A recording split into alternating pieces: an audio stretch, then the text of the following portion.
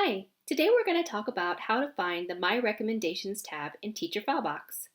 Once you've logged into your account, you can scroll up here to this My Recommendations tab and you can click on it.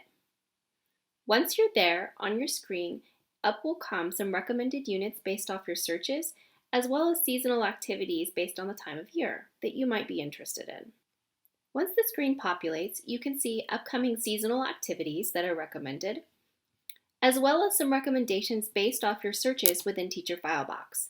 You can click down here in the corner to see all of the recommended units, as well as clicking this View All Recommendations tab here, which will take you to another page to show you all of the units TeacherFileBox recommends based off your searches. You can also come down and see trending tags in TeacherFileBox, as well as other popular units that other people are using and downloading. You can click on the blue button to save it to your file box.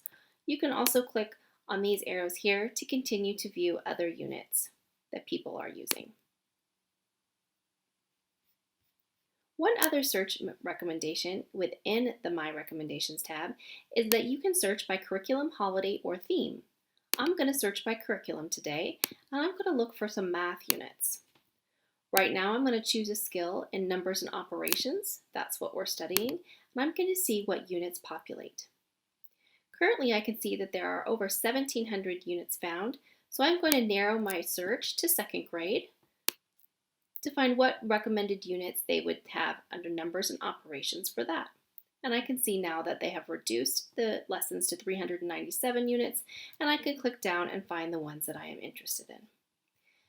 Again, it's just the My Recommendations tab at the top of your TeacherFileBox page.